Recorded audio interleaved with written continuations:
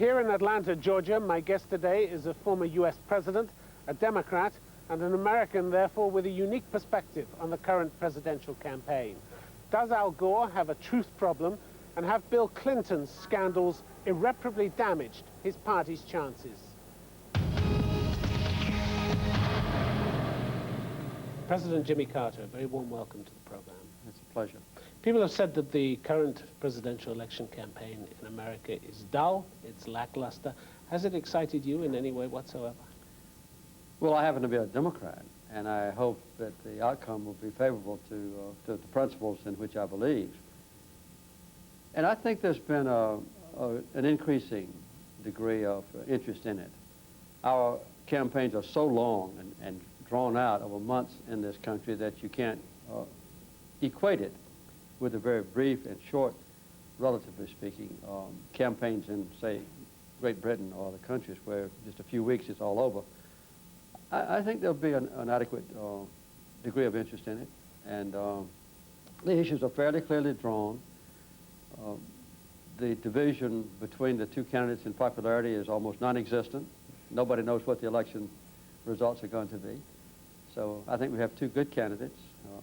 My preferences have been clearly stated. Vice President Gore is said to have a problem, whichever way you look at it, either with exaggeration or with the truth. He's said to have said that he invented the internet, that he grew up listening to a Miners song that wasn't even written until he was 27.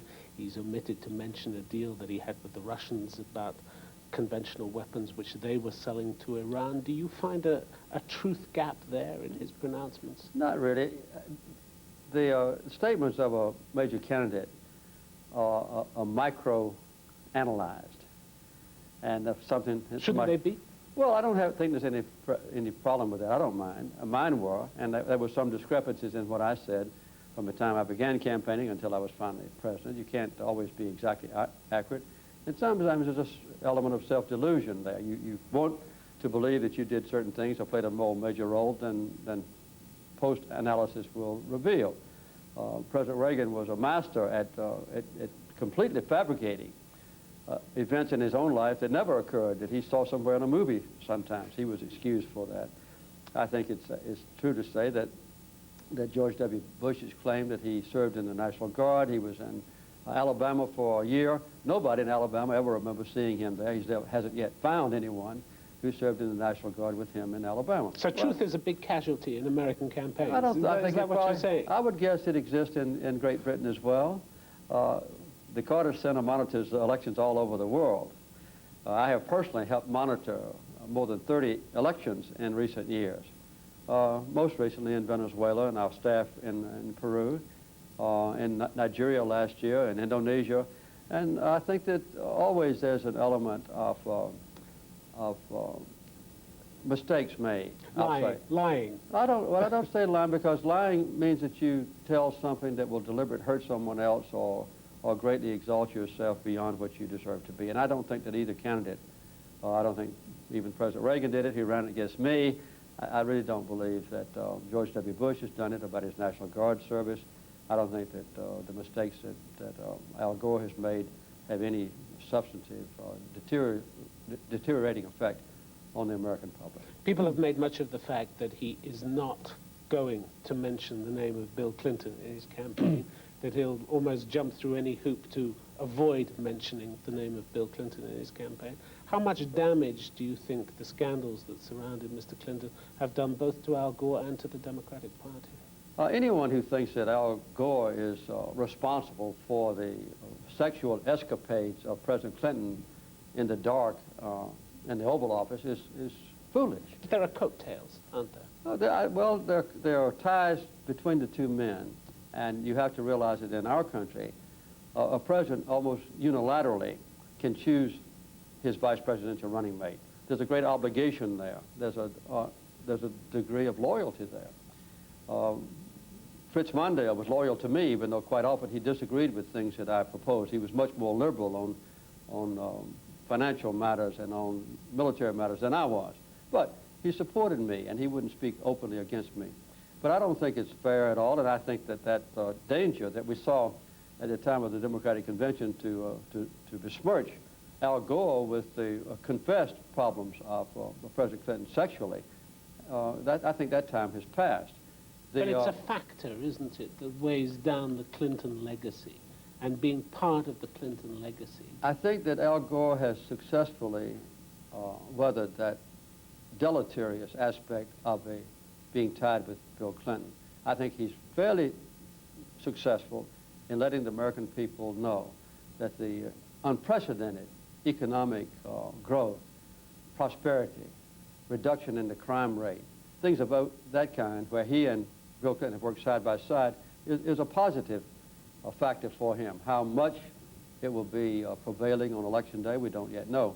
But I think most reasonable people, and I would guess that most folks in London or Washington would be reasonable, would say that the sexual aspects, which is the main thing against Clinton in that one escapade particularly, do not accrue to besmirch Al Gore's character. Were you embarrassed by Clinton? Yes, I was embarrassed by Clinton. I remember reading in your memoirs. I remember reading in your memoirs that after Watergate, for instance, you said you were both embarrassed and upset by what had happened as an American. I was embarrassed by the revelations concerning Bill Clinton, yes. I think that obviously he was much more embarrassed than I was. And very reluctantly, he has confirmed the facts of the case. In some people's minds, he will never recover his reputation. In other people's minds, they will put that aside as a human peccadillo, that can be forgiven because his other achievements as president, particularly I would say in the economy, domestic affairs, have been notable. But that will always be part of his legacy, and I know that he feels that as a very great burden on his life. Do you forgive him? Yes, I forgive him. I've forgiven him. Is it hard to forgive him? Well, I happen to have a religious faith that has as a prerequisite forgiveness. Sometimes it's very hard for me to forgive. But I pray, I ask for the strength to forgive those who have actually hurt me in some way. He has not hurt me in any way. And I've asked God's forgiveness for Bill Clinton, and that's a matter between him and his creator. And I have heard him publicly profess his sinfulness and ask for forgiveness in public fora. And I certainly, my heart goes out to him. I do forgive him.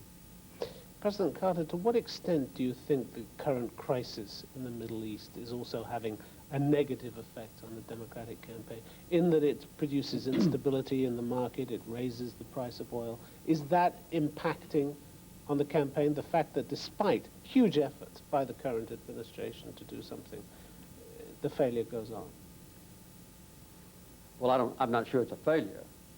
It's not a success. We don't have peace between Israel and the Palestinians. We haven't had real peace there for the last 2,000 or more years. If you compare what Bill Clinton has done and attempted to do with what, say, the Prime Minister of Great Britain has done, or the President of France has done, or the Chancellor of Germany has done, it would be extraordinarily successful. But America is in a powerful position to do that. The only country that's able to do that. Sure, I agree with that, but you can't just condemn Bill Clinton because they don't have peace in the Middle East. I struggle with that as well. I was successful at Camp David beyond my ambitions and hopes, beyond my hopes and expectations. With Mr. Begin and Mr. Sadat. Yes, and then later they signed a peace treaty 21 years ago, not a word of which has been violated. That's something of which I'm very proud. But why was it impossible to build on that treaty? To the point where now we're still discussing the same things that were being discussed 20 years ago. Well, you have to remember that for 8 years after I left office, no attempt was made to bring about peace in the Middle East. President Reagan made no attempt to do this. When President Bush came into office, he and his Secretary of State, Jim Baker, did convene the meetings between the Israelis and the Palestinians for the first time in Madrid. And then, of course, out of the blue, to my great satisfaction and pleasure, we saw Norway come forward with the Oslo Agreement. But there are complications there with which I am, I think, thoroughly familiar that have created an uncrossable chasm. Is it uncrossable? there's one element that's uncrossable, and that is who has sovereignty over East Jerusalem. This is an issue that Begin and Sadat and I discussed the first few hours we were at Camp David. We agreed very wisely and unanimously. Let's put aside who owns East Jerusalem, and let's go on with other things that can bring about a reconciliation, and we did that.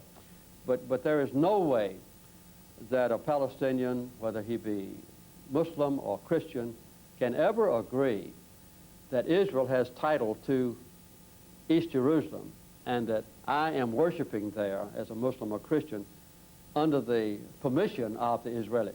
And there's no, let me finish, and there's no way that an Israeli can admit that East Jerusalem is not an integral part of total Jerusalem. So you just have to put that aside.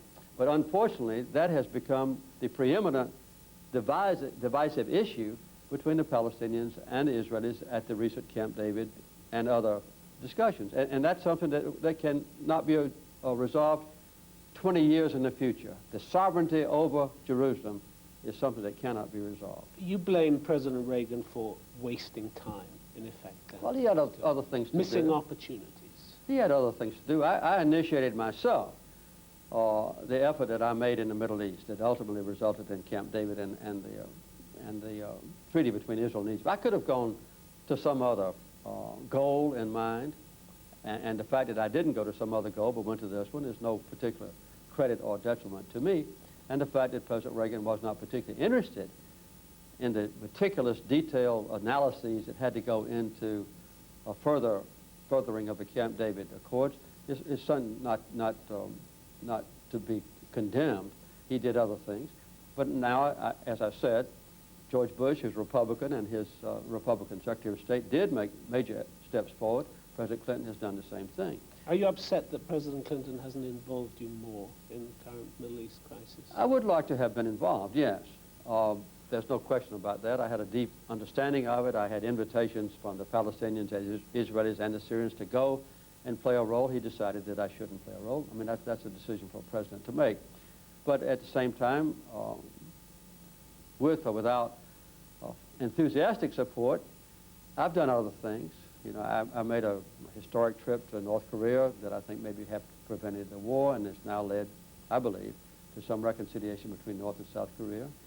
There was an invasion impending between the United States into Haiti that could have resulted in great loss of life.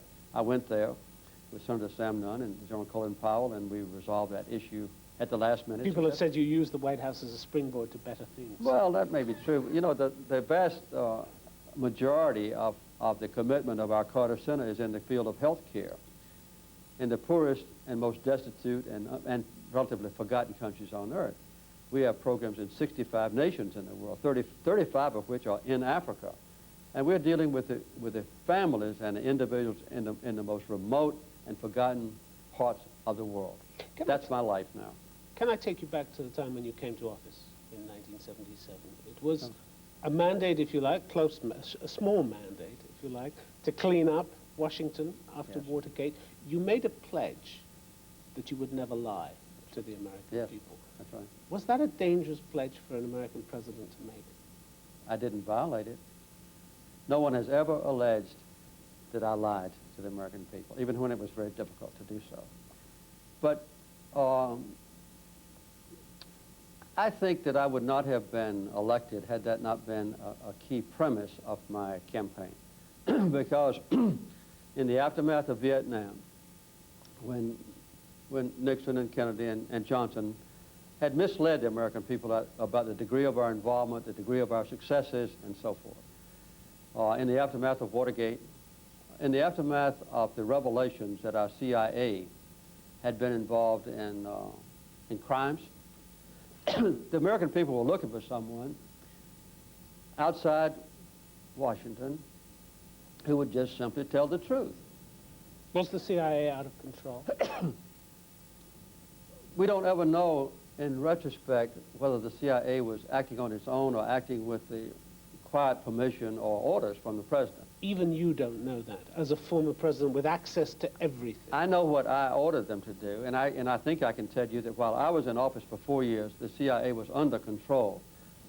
I had a CIA director Admiral Stansfield Turner, who discharged 700 CIA agents that we felt were not performing their duties in compliance with the basic constitutional premises of our country. When I left office, most of those 700 came back in. But what Oliver North and what the CIA director and what was known in the White House about, say, the Contra war. During the Reagan years? Yeah, the Reagan years. I don't know. I don't know what President Reagan actually knew and what his subordinates knew, and maybe what individual CIA agents had done. Very early on in your tenure, Yes. Bob Woodward of the Washington Post and Ben Bradley came to see you at the White House at your invitation. Yes. They had a story that the CIA had been funneling millions of dollars to King Hussein of Jordan. $5 million. $5 million Yeah. over some 20 years. I know. You said you had stopped that. Why? Why did you stop it? No, as a matter of fact, I didn't know about it. And when this revelation was made to the Washington Post, my Secretary of State, Cy Vance, was in the air on the way to Jordan to try to resolve a very difficult peace problem in the Middle East. And I requested to Ben Bradley that he delay revelation of that long-standing arrangement that King Hussein was paid expenses or more for working with the CIA until after my Secretary of State left Jordan and until his mission had been completed. Ben Bradley decided, no, I will not wait. And he published the story. So, although... After you'd asked him not to? After I asked him not to. Well, that's his privilege. I'm not criticizing him now for it, although I was disappointed at the time. I thought he could have waited a week. In the Woodward version, yes, you apparently told congressional leaders that you hadn't confirmed the story to either Bob Woodward or Ben Bradley. When I heard about the story, I did not know that it was true or false. I had no evidence, and no one had ever briefed me on the fact, I presume now it is a fact, that the CIA over a 20-year period had given money to the King of Jordan. And the total accumulated amount over 20 years, I understood then and now, was about $5 million, which seems like a lot of money. But for a king, over 20 years, it's not an extraordinary amount of money. But I didn't deny the story because I didn't know whether it was true or false at the time. The only thing I asked the Washington Post to do, just wait till my Secretary of State gets home and then run your story. They decided not to wait. That was the end of it. In your own words, your presidency, your term, you were obsessed by the hostages, by the Iranian hostages, the American hostages held in Iran. Yes. Did it cloud your judgment, this obsession, in other areas? No, I don't believe it did. When our hostages were taken, I was afraid they were going to be executed because the Ayatollah Khomeini would not communicate with me, even through Muslim leaders who were intermediaries. He would not communicate with me. I sent him a secret message within a month. If you injure a hostage, then I will close all the ports through which you trade with the rest of the world.